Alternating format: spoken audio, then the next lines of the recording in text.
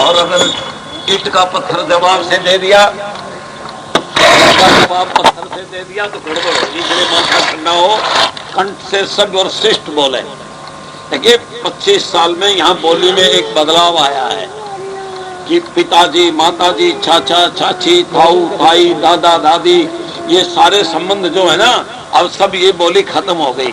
और अपने यहाँ भी पापा, डैडी, मम्मी और ये सारा अड़ंगा अंकल और आंटी में सिमट गया। टेलीफोन पे वैसे कोई बात करता है ना तो सब इसी में आ गया, अंकल और आंटी।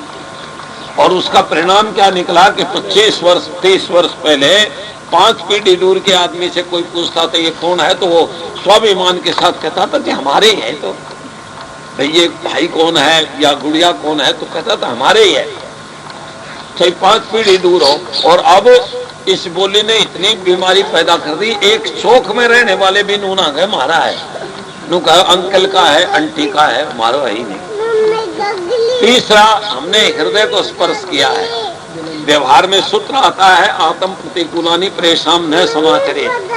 जैसा आप अपने साथ चाहते हो वैसा सबके साथ करो। आप सोचते हो सब मुझे नमस्ते करें, तो आप 2-3 महीना छोटा बड़ा ने सोच के सबको नमस्ते करना शुरू करो, देखो आपको सब नमस्ते करने लग जाएंगे, बल्कि आपका नाम ही भूल जाएंगे। यूं नहीं जानेंगे मास्टर गजराज नाम है, दूर से बालक और कहेंगे नमस्ते आ रही। एक कौशली में सूरज भान थे, मैंने उन्हें कहा तू रोज नमस्ते किया कर सबको। अब उन्हें छोटा बड़ा कुछ ना देखा, नमस्ते जी सब न कहता। 2-1.5 महीने में उसका नाम कोई कहीं ना सूरज भान आ रहा है।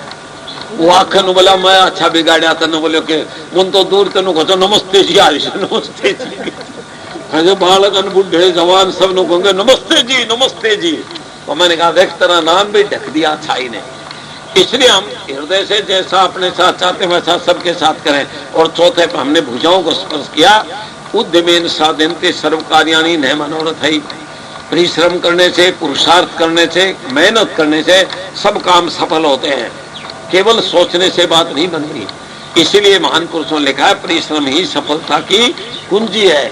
गृहिणी घर में चाहे, किसान खेत में चाहे, विद्यार्थी परीक्षा में चाहे, व्यापारी व्यापार में चाहे, नौकरी वाला अपनी नौकरी में चाहे, लेकिन सफलता उसे मिलेगी जो परिश्रमी होगा, पुरुषार्थी होगा, कर्मठ होगा और मेहनत वाला होगा। यदि और आलसी को यदि कभी अनायास कुछ मिल भी जाए तो उसको संभाल के नहीं रख सकता, वो जल्दी ही कुछ दिन के बाद में यूं का यूं कहते हैं। देखिए बहुत बड़ा कहते हैं, एक बार भगवान शंकर और पार्वती जी जा रहे थे और उनके आगे आगे 3 आदमी जा रहे, पिता, माँ और बेटा, तीनों झगड़ रहे आपस में। तो माता पार्वती को कहते हैं उन पे दया आ गई और उन्होंने उनसे कहा इनको एक एक वरदान दे दो।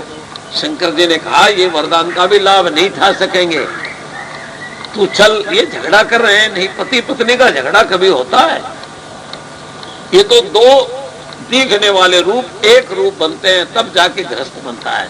पर उन्होंने जिद पकड़ ली, बोला नहीं करना पड़ेगा। उसने कहा तो चलो इनको वरदान दे दो।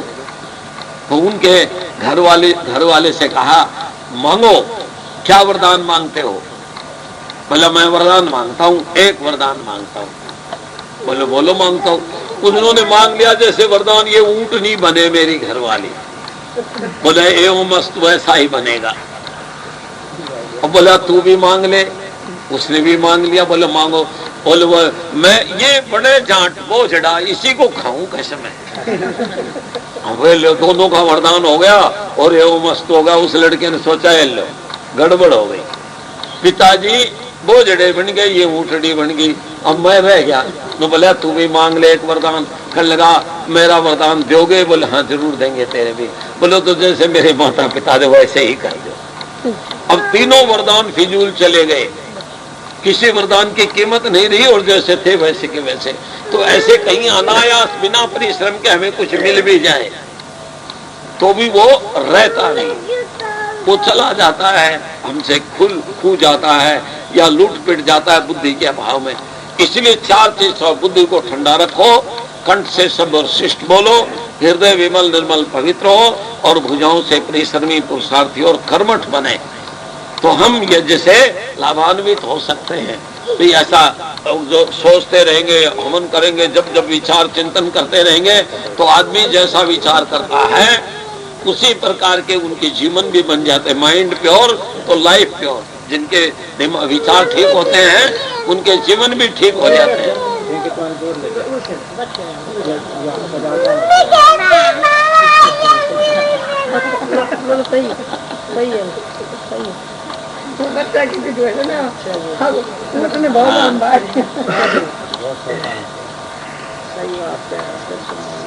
इसीलिए हमें चार चीजें, अब देखिए जैसे दो प्राणियों को आपने दाम्पत्य सूत्र में बंधन में डाल दिया, अब इनको भी विवाह संस्कार आदि में कई हैं, वैसे वो फॉर्मेलिटी रह गई अब नहीं। उनमें एक दूसरे के कितने पूरक मंत्र हैं संस्कार विधि में कि मैं कोई काम इनकी आज्ञा के बिना नहीं करूंगा, और घर का मैं कोई काम पति की आज्ञा बिना नहीं करूंगी। अब अगर दोनों एक दूसरे के प्रति वफादार वचन के अनुसार रहें तो कभी गड़बड़ ही नहीं हो।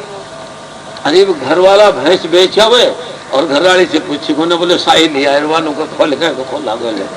हमारे दड़ोली में था एक ने भैंस बेच दी और ढाकिला के लेने वाले चौधरी अरवानों बोले खोल लिए कहीं की खोला गो। वो बड़ी समस्या, वो मेरे पास आया न, बोला तो गड़बड़ होगी। वो क्या हो गई, मूछ भी रखता था बड़ी बड़ी। मैंने कहा क्या गड़ बोलो, भैंस की साई ले ली मैं, और कहीं तरह महावीर के माना आज समझाए तू आगे तो मैं गड़बड़ नहीं करूंगा, तू भी मन नहीं कर रहा गो गड़बड़ तो मुख कैसे क्या तू आगो बचन क्यों ना माने, फिर आप भरे तो पर ये बोलो ये घनी दुनिया नू ही चले थी, ये भी गलती कर दी वाह गई नाइट। फिर उन चौधरियों से मैंने कहा भाई तुम क्या नु बोले थे भैंस तो हम नहीं लेंगे, पर तुम कहांगा अगर डरावांगे न पंचायत करांगे हम तो भाई 5 गाँव तुम साई लेके क्यों उल्टी करी। वो बोले पंचायत करांगा। अरे बोले हम 100 का 500 रुपया ले लो पर पंचायत मत करो। और बड़ी मैंने भी उससे कहा मुझको माता जी आज इन्होंने गलती कर दी तो इसकी मान ले। बोले हाँ तेरे रह की मान ले, इसलिए मारो घर। बोला तूने ले, मैं घुड़ के साथ गेहूं के साथ घुड़ो और पेशवा दिया था। बोले बाबा मैं तो हम तो भैंस दिया ही हमने बेरों से भैंस दिया पीछे 8 महीना में ब्याई से यार बालक फिर देना तो रह जाए। बोलो हमने ऐसा मुनाफा को तो ऐसे जो हमारे नियम हैं जीने के उनमें हम यदि एक दूसरे को सहयोग से काम कर लेना पूछ के कभी गड़बड़ नहीं होती। और गड़बड़ तब होती है जब हम एक दूसरे को निग्लेक्ट कर देते हैं, अवॉइड कर देते हैं। तो हर आदमी अपनी अपनी सत्ता और अपने अपने अधिकार को जहां मौका लगे वहां बरत लेता है, वहां बरत ले तो गड़बड़ हो जाए। इसीलिए 4 चीजें ठीक करने का प्रयत्न करना चाहिए। और ये 4 चीजें 4 चीजों से ठीक होती है, आहार व्यवहार विचार और आचार। एक तो भोजन हमारा हितकारी हो, थोड़ा भी हो और परिश्रम मेहनत का कमाया हुआ हो, ठीक हो जाएगा। एक व्यवहार कुशल हो, जैसा अपने साथ चाहते हो वैसा सबके साथ करने लग जाओ। और तीसरे में विचारों में पवित्रता लाओ। विचारों में पवित्रता क्या होगी, सत्य, अच्छी पुस्तकों को पढ़ो और अच्छे लोगों का संग करो। और चौथा है आचार। आचार चरित्र जो है वो हमारे पास सबसे बड़ा धन है। पैसे वाले की बहुत बड़े उसकी वो नहीं होती जितनी कीमत चरित्र की होती है। इसीलिए विवेकानंद जी की एक लाइन में है, character is the far best thing that we have. यदि हमारे पास कोई है तो सबसे बड़ा चरित्र है। अंग्रेजी में आता भी है वो, wealth is lost, nothing is lost, health is lost, something is lost, और character is lost, everything is lost. अगर चरित्र चला जाए तो सब कुछ चला जाता है। इसलिए यहाँ हरिश्चंद्र ने राज्य दे दिया, मौर्ध्वज ने अपने पुत्र को चीर दिया, और कबीर जी ने अपना सब समर्पित कर दिया, ले जाओ सब कुछ, लेकिन मैं अपने चरित्र को नहीं जाने देता। और हमारे यहाँ सरदार भगत सिंह, लाला लाजपत राय, अनेकों हजारों प्रभृत बुद्धिजीवी लोग देश की बलि वेदी पर अपने देश को आजाद कराने के लिए हंसते हंसते प्राणों की बाजी लगा दी, फांसी के तख्तों पे झूल गए। और उन्होंने अंतिम समय भी जैसे पूछते क्या इच्छा, यही कहते थे मैं अपनी माँ को बेड़ियों से मुक्त कराना चाहता हूँ, मैं ये नहीं देखना चाहता कि मेरी भारत माता गुलाम हो, मार दो फांसी। और फांसी पे चढ़ते चढ़ते भगत सिंह ने तो एक कमाल 1000 वोल्ट का हीटर उनके यहाँ जल रहा है, और वो जलते जलते भी उनका वजन बढ़ रहा है जी।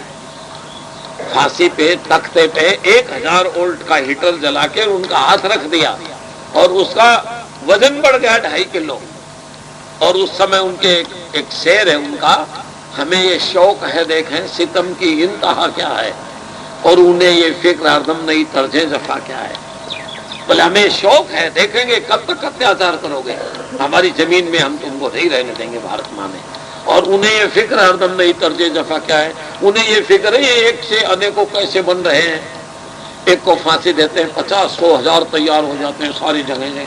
तो ऐसे जो अच्छी चीज है उसका भी अभाव नहीं होता। नास्तो विद्यते भाव ना भाव विद्यते अस्ति, गीता में आता है जो सत्य है उसका अभाव नहीं होगा और असत्य जो है उसका टिकाव नहीं होगा। झूठ से, प्रेम से, छल से, कपट से आप कितना भी कुछ कर लो वो टिकने वाला नहीं है।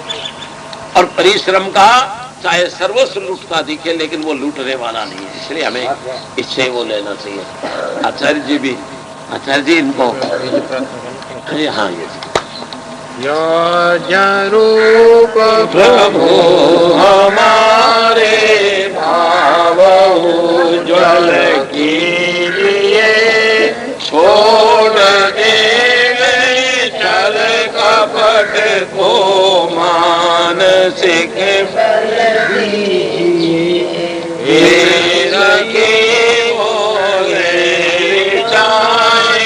सत्य को धारण करे, हर्ष में हो मग्न सारे, शोक सागर से करे। आश्रमेध आदि के रचाए, यज पर उपकार को, धर्म मर्यादा चला कर लाभ दे संसारी को। नित्य श्रद्धा भक्ति से यज आदि हमें करते रहे, रोग पीड़ित विश्व की संताप सब हरते रहे। भावना मिट जाए मन से, पाप अत्याचार के कामनाएं पूर्ण होवे, यज्ञ से नर नार की लाभकारी हो हवन हर प्राणधारी के लिए। वायु जल सर्वत्र हो शुभ गंध को धारण किए, स्वार्थ भाव मिटे हमारा, प्रेम पथ विस्तार हो, इधर नम का सार्थक प्रत्येक में व्यवहार हो। प्रेम रस में तृप्त होकर वंदना हमें करे रहे, नाथ करुणा रूप करुणा आपकी सब पर रहे। पूजनीय प्रभु हमारे भाव उज्ज्वल कीजिए, छोड़ देवे छल कपट को मानसिक बल दीजिए। प्रभु मानविक बल दीजिए। सर्वे भवन्तु सुखिनः, सर्वे सन्तु निरामयाः, सर्वे भद्राणि पश्यन्तु मा कश्चित् दुःख भाग् भवेत्। सबका भला करो भगवान, सब पर दया करो दयावान। सबका जो वेदों का ज्ञान, सबका सब विधि हो कल्याण। सुखी वसे संसार सब दुखिया रहे न कोई, ये अभिलाषा हम सबकी भगवन पूरी हो। विद्या बुद्धि तेज बल सबके भीतर होए, दूध पूत धन धान्य से वंचित रहे न को। त्वमेव माता च पिता त्वमेव, त्वमेव बन्धुश्च सखा त्वमेव, त्वमेव विद्या द्रविणं त्वमेव, त्वमेव सर्वं मम देव देव, त्वमेव सर्वं मम देव देव। सम्माननीय पूजनीय स्वामी जी महाराज, उपस्थित सभी सज्जनों, माताओं, बहनों, अभी आपने सभी ने मिलकर के इस पवित्र यज्ञ को किया और विवाह संस्कार के उपरांत इस प्रकार का आपने निश्चय किया कि हम यज्ञ करेंगे। ये बहुत ही अच्छी और पवित्र बात है। अभी हमारे भाई दूसरे आश्रम में प्रवेश कर गए हैं। जीवन के 4 आश्रम होते हैं, ब्रह्मचर्य, गृहस्थ, वानप्रस्थ और संन्यास। और ये आश्रम हमारे जीवन को पवित्र बनाने के होते हैं। किस तरह से हम इस जीवन को सफल करें और अपनी यात्रा को किस तरह से पूरी करें, इस तरह की व्यवस्था है। 4 सीढ़ी हैं, जैसे पेड़े होते हैं किसी मकान पर चढ़ने की, ठीक इसी प्रकार से उन्नति के शिखर पर चढ़ने की 4 मार्ग, 4 सीढ़ी हैं। तो गृहस्थ का विशेष करके जो कर्तव्य होता है, 5 यज्ञ, जिसे हम सामान्य रूप से ऐसे कह सकते हैं, परमात्मा का चिंतन, ध्यान, उसका एहसान, उसकी कृतज्ञता मानना, ये पहला यज्ञ अर्थात ब्रह्म यज्ञ, संध्या उपासना जिसे कहते हैं। दूसरा यज्ञ जो आपने अभी किया है, इसको देव यज्ञ कहते हैं। जड़ देवों की और चेतन देवों की पूजा करने का इस यज्ञ में विधान है, इसको दूसरा यज्ञ देव यज्ञ कहते हैं। तीसरा यज्ञ जीवित माता पिता की सेवा करना, शुश्रूषा करना, और जैसे अभी स्वामी जी बता रहे थे, किसी भी प्रकार से वैमनस्य न हो, परस्पर माता पिता और भाई बहन में स्नेह हो और परस्पर एक मन मिला हुआ कार्यक्रम हो, ये तीसरा यज्ञ होता है। चौथा, अभी आपने 10 आहुति जैसे दी थी, इसे बलवे शिवदेव यज्ञ कहते हैं। तो इसका जो विधान है, हम जो पदार्थ प्राप्त करते हैं परमेश्वर की दया से करते हैं। उत्तम से उत्तम पदार्थ हमारे पास हैं, लेकिन परमेश्वर ने एक विधान दिया कि सभी बांट कर खाओ। वेद में एक मंत्र आता है, केवला गो होत केवलादि, जो अकेला खाता है वो पाप खाता है, इसीलिए बांटो सबको। और यहाँ तक बताया है, मनुस्मृति में श्लोक आता है कि पापी, रोगी, चांडाल, कृमि और कौवे आदि प्राणियों को अपने भोजन से कुछ बलि उनको देनी चाहिए। ये बांट के खाने का एक विधान है। इसको बलवे शिवदेव यज्ञ कहते हैं, भूत यज्ञ भी कहते हैं इसे। 5वां यज्ञ है अतिथि यज्ञ। आपके घर कोई आता है और वो बिना अतिथि के ही आपके घर पधार जाता है। उत्तम कोटि का व्यक्ति हो, सन्यासी हो, धर्मोपदेशक हो और सदाचारी हो और सज्जन हो, ऐसे व्यक्ति की आप बहुत अच्छी तरह से सेवा करें। उसको भोजन आदि दे करके और उसकी आवश्यकताओं को पूरी करके उसको खुश करना, प्रसन्न करना, ये आपका 5वां जो अतिथि यज्ञ है। इस तरह से ये 5 यज्ञ जीवन में, गृहस्थ जीवन में विशेष करके करने चाहिए। गृहस्थ की जो जिम्मेवारी है वो बहुत बड़ी है।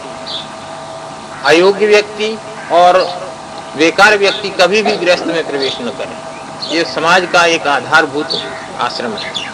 4 आश्रमों का ये मूल है। 3 आश्रम इसी के अधीन होते हैं, सन्यासी भी इसी के अधीन होते हैं, वानप्रस्थी भी इसी के अधीन होते हैं और ब्रह्मचारी तो होते ही हैं। तो इस तरह से दूसरी बात, अभी एक प्रश्न उठाया था लोगों ने, उन्होंने कहा कि आप गृहस्थ की सफलता बताओ और थोड़े शब्दों में बताओ, ज्यादा विस्तार नहीं चाहते।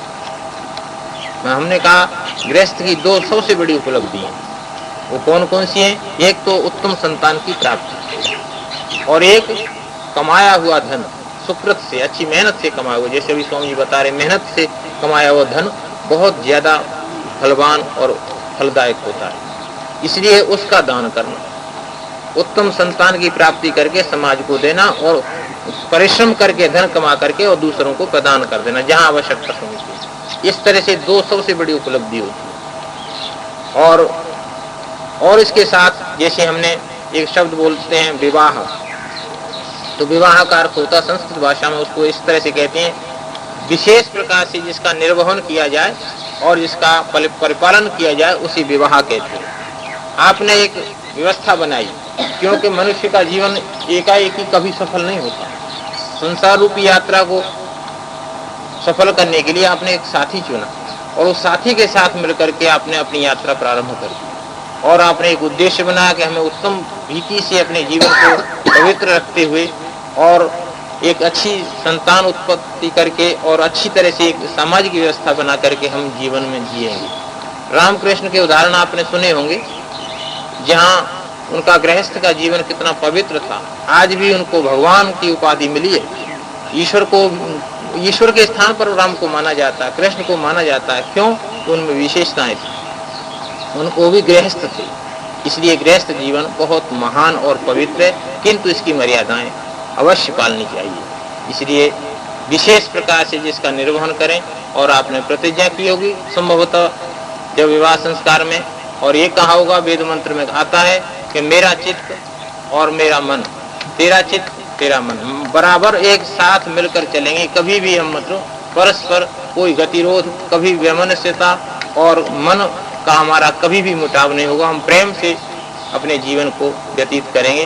दूसरी बात इसमें कही, जिस घर में सुख शांति होती है, परस्पर मेल होता है और एक दूसरे की बात को माना जाता है, वहाँ वस्तु स्वर्ग होता है। स्वर्ग कहीं आसमान पर नहीं बना है, यहीं पर स्वर्ग होता है। इस धरा पर ही स्वर्ग है, जहाँ प्रेम से रहें और प्रेम पूर्वक हमारे जीवन के साधन भी उपलब्ध हों और वहाँ पर प्रेम से अच्छी तरह से हम अपने जीवन को अच्छा मतलब निकालते हुए बिताते हुए चलें। तो इस तरह से निश्चित रूप से स्वर्ग इस पृथ्वी पर ही है और उस स्वर्ग को हम बना सकते हैं, ऐसी कोई बात नहीं है। इसलिए 5 यज्ञ जीवन में करें और जिन घरों में यज्ञ होते हैं वो पवित्र होते हैं और उन घरों की पवित्रता दूसरों घरों तक और पूरे मतलब इस वायुमंडल को प्रदान हो। इस तरह से जीवन को पवित्र बनाना। सबसे बड़ी बात यह है कि जीवन की जो आवश्यकता है वो किस तरह से पूरी हो, चाहे गृहस्थ से हो चाहे गृहस्थ से हो। यह जो आपका मार्ग है इसको प्रेय मार्ग कहते हैं और जैसे स्वामी जी बैठे हैं ये श्रेय मार्ग है। ये संन्यास्त जो होता है, संन्यास मार्ग होता है, ये श्रेष्ठ मार्ग है। लेकिन ये भी मार्ग कम नहीं है। इस आयन से भी हम अपने जीवन की यात्रा पूरी कर सकते हैं, लेकिन इसमें दोष नहीं है। यदि घर में कलह है, धन का अभाव है, परस्पर मेल नहीं है और एक दूसरे के साथ हमारा कोई सहयोग नहीं है, तो निश्चित रूप से उसे नरक कह देते हैं, नरक बन ही जाता है। इसलिए हमें स्वर्ग बनाना है, इस जीवन को पवित्र बनाना है। अच्छे काम हम कभी नहीं छोड़ें, क्योंकि जो मनुष्य गृहस्थ के लिए कहा है कि जिस घर में अतिथि आए और वो विमुख होकर चला जाए, उससे बढ़कर के कोई पाप नहीं होता और सारे के सारे पुण्य जो होते हैं गृहस्थ के वो ले लेता है। जितने भी दोष होते हैं वो सारे के सारे वहाँ छोड़ जाता है। इसलिए बहुत बड़ी बातें होती हैं। जिम्मेवारी का निर्वहन करना, नियमों का पालन करना गृहस्थ का पहला कर्तव्य होता है। और आपने एक क्रिया की होगी गृहस्थ में, जब आपने प्रवेश किया होगा उसमें कराते हैं सप्तपदी भव, तो उसमें 7 पैर चलाए जाते हैं। हो सकता है किया हो न किया हो तो 7 पैर, हाँ 7 पैर मतलब जो रखे जाते हैं ना, उनके बड़े महत्व है। पहला जो कदम रखा है वो समाज के लिए रखा है, दूसरा कदम जो हमारे स्वास्थ्य और मन मस्तिष्क के लिए रखा है, तीसरा पैर हमारा मतलब इस समृद्धि के लिए रखा जाता है, चौथा पैर समाज की किसी भी कमी को दूर करने के लिए रखा जाता है, पांचवा जो पैर रखा जाता है वो संतान को सुंदर और सुयोग्य बनाने के लिए रखा जाता है। इस तरह से हमारे जो कदम होते हैं, तो समाज में हम जब उतरे हैं, पदार्पण किया, तो हमारा जीवन एक महान और एक आदर्श होना चाहिए। हम जीवन को इतना बढ़िया बनाएं कि लोग हमें देखें, पूछें, कहें कि वो तो बहुत नौजवान बहुत अच्छे हैं, मास्टर जी का परिवार बहुत बढ़िया है। इस तरह से हम जीवन को पवित्र बनाएं और एक उदाहरण पेश करके इस दुनिया में बहुत बढ़िया एक गृहस्थ जीवन बना करके संतान उत्पत्ति करें। बहुत एक बढ़िया एक शब्द आता है अपत्य। अपत्य का अर्थ होता है जिसकी परंपरा कभी टूटे नहीं। इस परंपरा को हम निभाते रहें और पवित्र कोई ऐसा, जैसे कहते हैं श्री कृष्ण के संबंध में आता है, रुक्मिणी ने जब एक प्रश्न किया कि महाराज मुझे एक उत्तम एक संतान चाहिए, कैसी संतान चाहिए? आप जैसी चाहिए, मेरी जैसी चाहिए। तो उन्होंने कहा कि तो फिर रुको, फिर आप मतलब फिर इसके लिए तैयारी करो। 12 वर्ष बताते बद्री नारायण में उन्होंने तप किया था, 12 वर्ष गृहस्थ होने के बाद, और फिर उनको एक पुत्र हुआ, उसे कहते प्रद्युम्न। और वो रुक्मिणी भी कभी कभी विस्मित हो जाती थी, भूल जाती थी कि ये मतलब मेरा पुत्र है या मेरा पति है। ऐसी आकृति थी दोनों की। तो इस तरह से ये तप की अवस्था है और आपको एक फल की प्राप्ति की अवस्था है। इस तरह से आपका जीवन पवित्र हो और जीवन में सुख शांति समृद्धि आपके परिवार में सदैव बनी रहे, इस तरह की हम परमात्मा से कामना करते हैं। इन्हीं शब्दों के साथ ओम शांति। फूल जो है आप भी बोलते हैं, एक एक शब्द बोलो लो। ओम नाम के हीरे मोती मैं बिखराऊं गली गली, ले लो रे कोई ओम का प्यार, आवाज लगा दो गली गली। ओम नाम के हीरे मोती मैं बिखराऊं गली गली, ले लो रे कोई ओम का प्यार, आवाज लगाऊं गली गली। दौलत के दीवानों सुन लो, एक दिन ऐसा आएगा, धन यौवन और रूप खजाना यही धरा रह जाएगा। दौलत के दीवानों ऐसा आएगा, धन यौवन और रूप खजाना यही धरा रह जाएगा। हाँ सुंदर काया माटी होगी, सुंदर काया माटी होगी, ये चर्चा होगी गली गली, ले लो रे कोई ओम का प्यारा, आवाज लगाऊं गली गली। ओम नाम के हीरे मोती मैं बिखराऊं गली गली, ले लो रे कोई ओम का प्यारा, आवाज लगाऊं गली गली। मित्र प्यारे सगे संबंधी एक दिन तुझे बुलाएंगे, कल तक जो अपना कहते अग्नि पर तुझे सुलाएंगे। मित्र प्यारे सगे एक दिन तुझे बुलाएंगे, कल तक जो अपना कहते अग्नि पर तुझे सुलाएंगे। जगत सराय ये 2 दिन की है, जगत सराय 2 दिन की है, आखिर होगी चलो चली, ले लो रे कोई ओम का प्यारा, आवाज लगा दूं गली गली। ये अपना अपना कहने वाले क्यों इतना इतराता है, जब तेरे पर विपत पड़े तब काम न कोई आता है। अपना अपना कहने वाले क्यों इतना इतराता है, जब तेरे पर विपत पड़े तब काम न कोई आता। 2 दिन का ये चमन खिला है, 2 दिन निकाए चमन खिला फिर मुरझाए कली कली ले लो रे कोई ओम का प्यारा लगा गली गली मेरा मेरा समझने वाले तज दे इस अभिमान को झूठे धंधे छोड़ जगत के जपल प्रभु के नाम को मेरा मेरा तज दे इस अभिमान को झूठे धंधे छोड़ जगत के जपल प्रभु के नाम ओ आजाद समय ये फिर न मिलेगा ऐसा समय ये फिर न मिलेगा पछताए मल तली तली ले लो रे कोई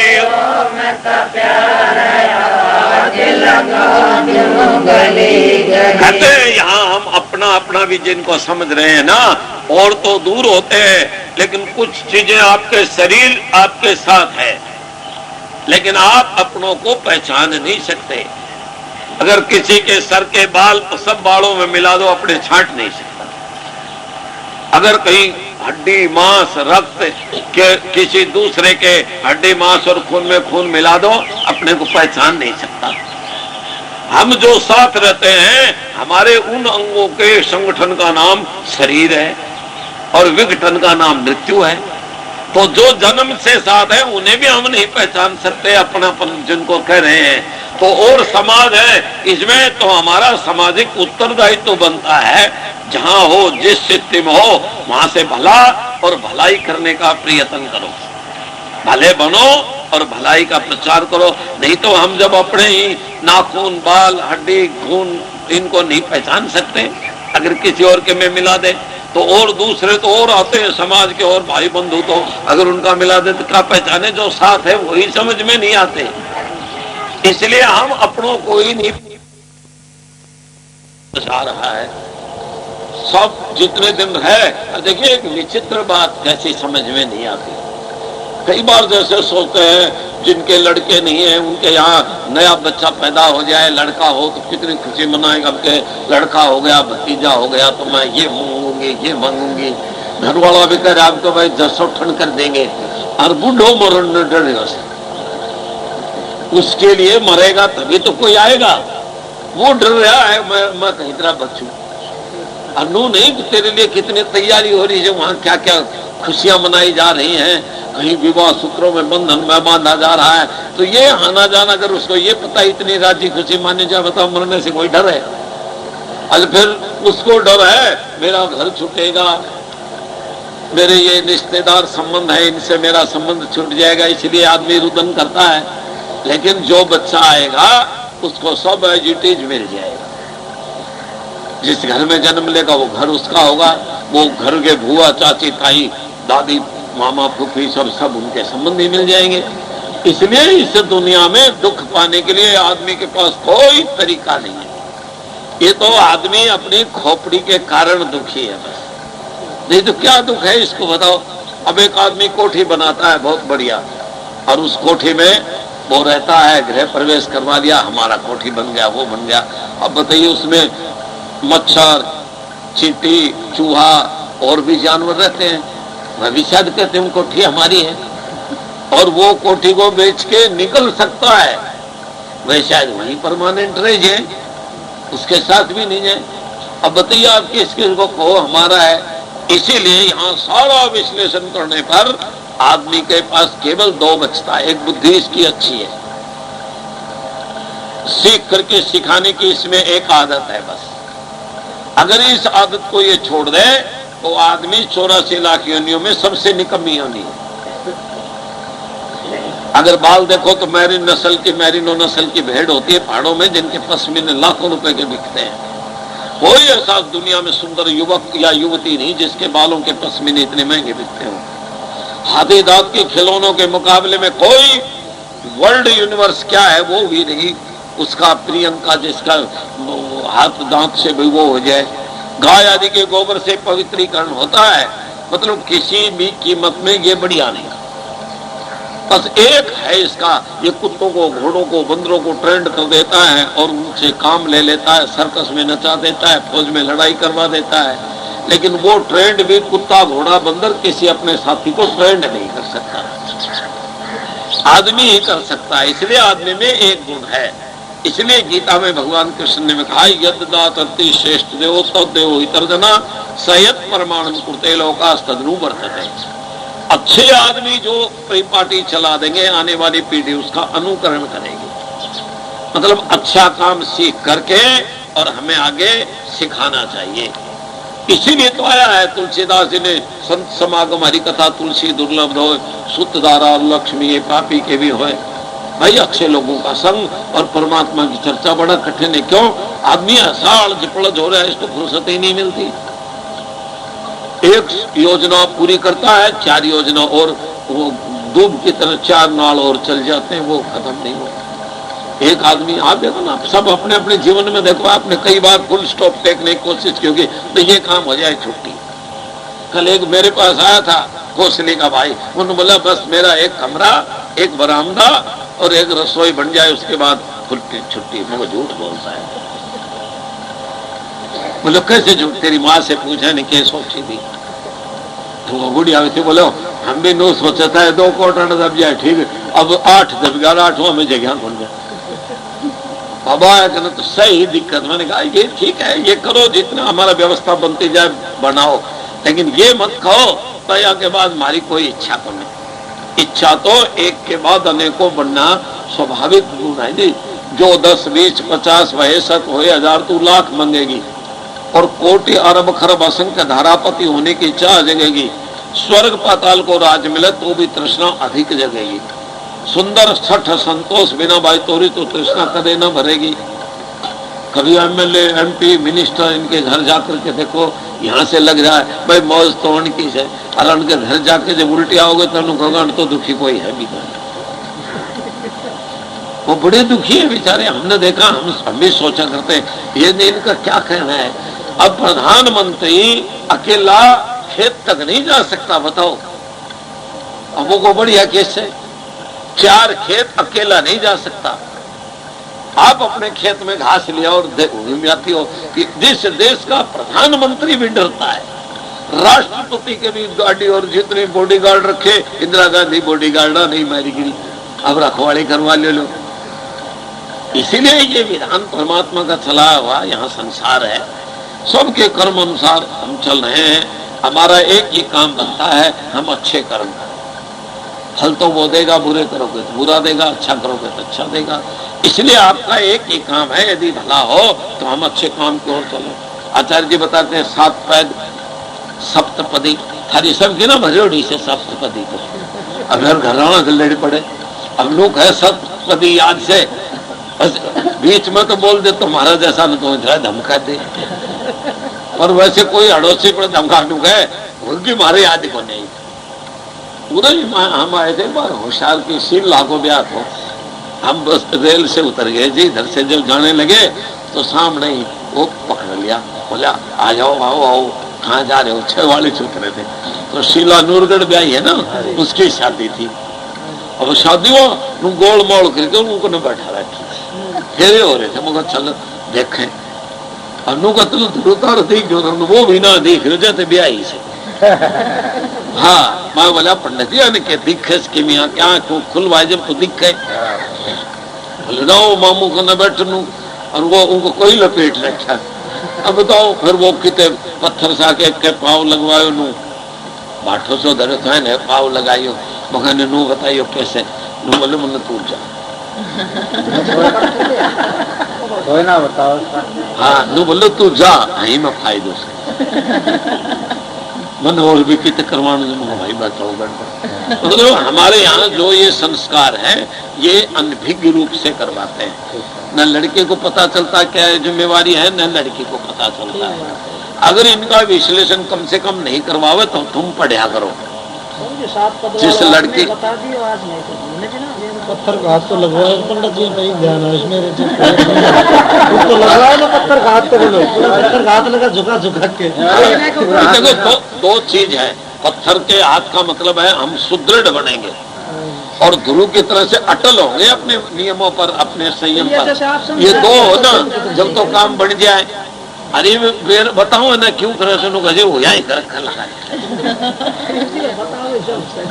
तो इसी प्रकार जब तक संस्कारों का निर्माण बुद्धि पूर्वक नहीं होगा तब तक हम अपने गंतव्य स्थान पर पहुंच नहीं सकते। कहीं जाने के लिए भी आपको मंजिल का जरूरत है, कहाँ जाना है, फिर साधन क्या है, फिर साधन की व्यवस्था क्या है, इतना जुटाने के बाद ही तो वहां पहुंचोगे। अगर आपको जाना दिल्ली है, मान लो बता दिया जाटुसाना से रेल जाती है, यहाँ से बस जाती है, भाड़ा नहीं है तो भी नहीं पहुंच सकते। इसलिए साधन के साथ व्यवस्था भी जरूरी है, और व्यवस्था किस ढंग की हो। ऐसे गृहस्थ आश्रम स्वर्ग आश्रम है, बच्चे पैरों में लौट रहे हो और पत्नी हर धर्म कृत्य में साथ हो तो स्वर्ग आश्रम है, और बच्चे सिर पर चढ़ रहे और पत्नी लठ लिए खड़ी होती है, नरक आश्रम भी है। वो कहे सूरज उगे से वहां नूगे न नूगे से, कोई जगह नाड़ीपना बरत देते हैं। इसीलिए गृहस्थ का अर्थ है इनमें मेल से रहो, प्रेम पूर्वक रहो, मिलकर के रहो, एक दूसरे के प्रति मानवता बरतो। अपने दुख में रोने वाले मुस्कुराना सीख ले और दूसरे के दर्द में आंसू बहाना सीख ले। अब कबीर का, गांधी का, दयानंद का, इनका जीवन पढ़ो। अगर ये कभी रोए हैं ना तो किसी के दुख को देख करके रोए हैं, अपने दुख में नहीं रोए। बड़े अनेकों कष्ट आए महापुरुषों के जीवन में, अनेकों कष्ट आए, इतने कष्ट आए जिसके कोई हद नहीं। उनके जीवनों को पढ़ के देखो, लेकिन कभी आंसू आए तो उसी समय आए जिस समय महर्षि दयानंद के जीवन में आता है। एक बार वो काशी जी में थे और वहां एक विधवा अपने अनाथ बच्चे को दाह संस्कार के लिए गंगा में प्रवाहित करने के लिए गई, कफन नहीं था। उन्होंने अपनी साड़ी उतार के टुकड़ा उसको लपेटा बच्चे को, और उसमें लपेट कर गंगा में मर गया था, बहाने लगी। और उस बहाने के बच्चा जो ही कपड़े से हटा, उसी कपड़े को लेकर के पानी में से फिर बांध करके बाहर आई, और स्वामी दयानंद की आंखों में आंसू आ गए।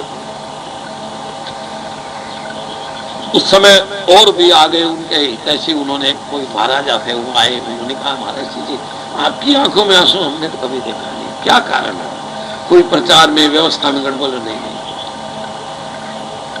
राजन एक बात याद रखने, दयानंद पर चाहे गाड़ी निकल जाए, दयानंद को चाहे अग्नि के शोलों में डाल दिया जाए, लेकिन अपने दुख के लिए कभी आंसू नहीं आएंगे। दयानंद के आंसू आएंगे तो किसी दुखी को देख करके आएंगे। मैंने इनको पूछा तो ये कहने लगी मैं विधवा हो गई हूँ, अब जीवन भर मुझे समाज में प्रताड़ित रहना पड़ेगा, मुझे कोई कीमत नहीं रहेगी, और दूसरा वस्त्र मेरे पास है नहीं, इसीलिए अब बच्चे को, मुर्दे को इधर डाल के कपड़ा उठा के लाई हूँ। और उसी समय से बेड़ा उठा लिया, विधवाओं का विवाह पुनर्विवाह होना चाहिए।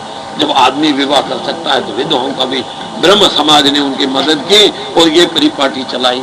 इसलिए अच्छे व्यक्ति तो अपने दुख में रोने वाले मुस्कुराना सीख ले और दूसरे के दर्द में आंसू बहाना सीख ले। अगर हमें मानवता पैदा करनी है तो किसी के दुखी को देख करके दुख पैदा होना चाहिए।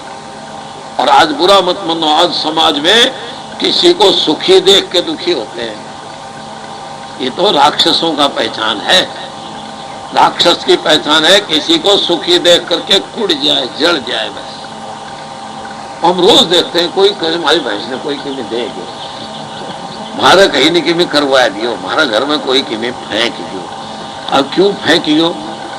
बस नू ही फेंक दो भाई, ननू ना देख सके तो हमारे ढेर होना, इसलिए दूध दो दियो। अब बताइए ये कोई मानवता है? इसलिए गृहस्थ आश्रम जो है ये तो एक समुद्र की तरह होना चाहिए। अनेकों नदियां आती हैं, नदियों में बाढ़ भी आती है, लेकिन समुद्र में जाके सब मर्यादित हो जाती है। ऐसे इन तीन आश्रमों में भी बाढ़ आ सकती है, ब्रह्मचारी में, वानप्रस्थ में, संन्यास में। लेकिन ये जो ही गृहस्थ में घर में समुद्र रूपी गृहस्थ में जाए और वहां शांत हो जाए, उनके यहाँ का, क्योंकि जैसा खायन वैसा हो मन। अगर पवित्र भोजन मिले तो यो, और अपवित्र भोजन मिले तो कितनी हानि होती है। एक बहुत अच्छे योगी राज किसी राजघराने में रहते थे, राजा को पढ़ाते थे, और उनके यहाँ एक दिन रोटी खाई और उनकी रानी का हार ऐसे बाथरूम में टकराया था कीमती, वो उसने उठा लिया जी, योगी ने।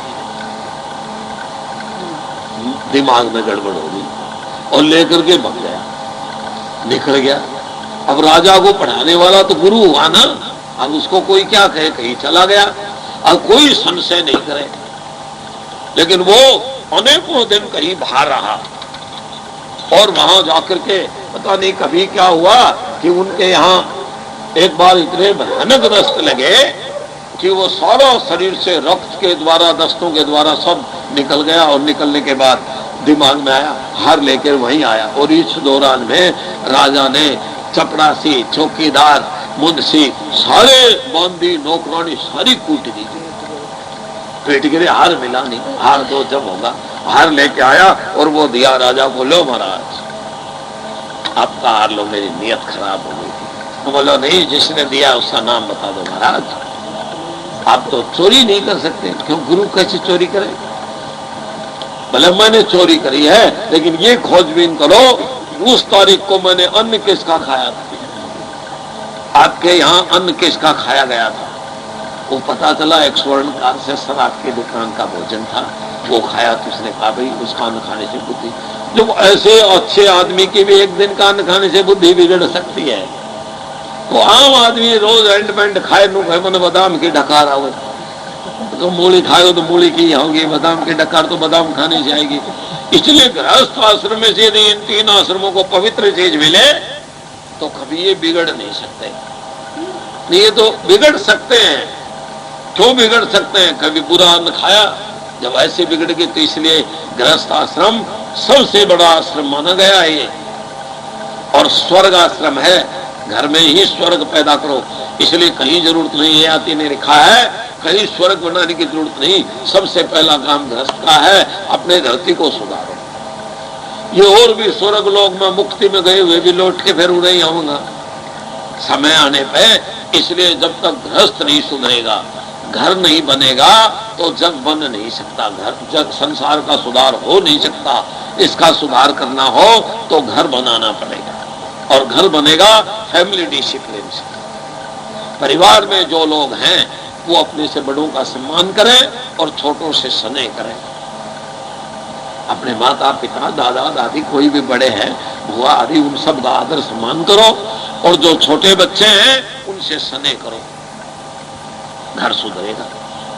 अब बोले 2-2 महीना हो जाए आपस में, वो कैसे घर सुधरे? उनकी रोटी बाबा जी ने खुआई तो वो भी ऐठे अकड़ेगा तो जरूर, बोलेगा भी तो ऐठे अकड़ेगा जरूर, कहीं न कहीं राय, कहीं न कहीं जाएगा। इसीलिए ये संसार तो क्षुर से धारा तत्कवियों बदलती, तलवार की धार पे चलने का मार्ग है। यहाँ तो एक एक रास्ते में एक एक पॉइंट फूक फूक मार के रखने की है, क्योंकि संसार को, इसीलिए तो महान पुरुषों ने और भी कुछ समझ लिया तो बोले ब्रह्म सत्यम जगत मिथ्या, परमात्मा ही सत्य, ये संसार तो झूठा है, ये तो बदलने वाला है, आगमा पाई आने जाने वाला है। पता नहीं थोड़े दिन आप देखो ना, हम लोग गृहस्थ में और आपस में नहीं देखते हैं। गांव में एक आदमी है, बहुत मित्र है, 6 महीने बाद वो दुश्मन बन जाता है। जो दुश्मन है वो मित्र बन गया। अरे जब पहला वाला ही ने गड़बड़ की तो बताओ इसका क्या करोगे? हो सकता है ये अभी कहीं दाव में हो। मतलब यहाँ सब लोग दाव में बैठे हुए हैं, मौका प्रस्त है, कब मौका आए, और जो ही मौका है वो जैसे कहीं पता नहीं 5वीं की 6ठी की किताब में आता था, एक शेर बूढ़ा हो गया, कहीं उसको साधन नहीं मिला तो क्या करो, एक सोने का कड़ा ले लिया और बैठ गया, संस्कृत के श्लोक बोले बढ़िया बढ़िया, और एक पंडित को बोला लो पंडित महाराज ये कड़ा ले जाओ, और श्लोक बोले बढ़िया बढ़िया। उसने सोचा तो धर्मात्मा बढ़िया बोले लो ये कड़ा ले जाओ। वो कड़े के लालच में गया, झट खा लिया, कई दिन से भूखा था ना। तो इस संसार की टेक्निक समझ में नहीं आती, क्या कर रहा है कोई, किस लिए कर रहा है, ये पकड़ में नहीं आता। इसलिए कहा यहाँ हमेशा गृहस्थ आश्रम को हर कदम संभल करके चलना चाहिए। इसे संभल के, इसीलिए आचार्य जी कह रहे थे, संभल के चलने वाला एक आदमी तालाब में तैर के जा रहा है, बहुत बड़ा लंबा थोड़ा तालाब है, बीच में सांस टूट गया तो मर जाएगा, डूब जाएगा। अब गृहस्थ में साथी क्यों ढूंढा गया? गृहस्थ में साथी ढूंढ के नाव में मार गए, अठन्नी दही और नाव में बैठ के पार चले गए, कहीं डूबन को खतरों पर है। इसीलिए दो साथी मिलकर के एक यात्रा को तय करेंगे। ये भव सागर है जिसमें पानी की बूंद नहीं, सबने डबो दे। नहीं कहते हैं भव सागर है, भव सागर है इसमें पानी की बूंद नहीं, और सब डूब जाए सुक्का में। क्यों डूब जाते हैं? फूट से, कलह से, वैर से, वैमनस्य से, अपने अपने उत्तरदायित्व को नहीं निभाते। इसलिए हम लोग इसमें आगे बढ़ें, प्रयत्न करें और इसी गृहस्थ आश्रम को स्वर्ग आश्रम बनाने का प्रयत्न करें। जब तो ये एक आश्रम सुधरे तो तीनों तो सुधरे पड़े, वह तो आश्रित आश्रम है इसके। गृहस्थ यदि सुधर गया तो ब्रह्मचारी, वानप्रस्थ और सन्यासी सारे सुधर जाए तीनों, क्योंकि उनका आश्रय तो यही है। और सबसे ज्यादा आहार शुद्धो, सत्व शुद्धि, सत्व शुद्धि, ध्रुव स्मृति उपनिषद में आता है, कहीं छांदोग्य में, कि आहार शुद्ध होगा तभी अंतःकरण पवित्र बनेगा, आहार इससे मिलेगा। इसलिए देख लो, विचार लो, सोच लो, सबसे बढ़िया काम तो यही है कि इसको बढ़िया से बढ़िया बढ़ाया जाए, प्रेम से रहा जाए। और प्रेम से रहने का केवल एक तरीका है त्याग। आपको अपने सुखों को त्याग करना पड़ेगा।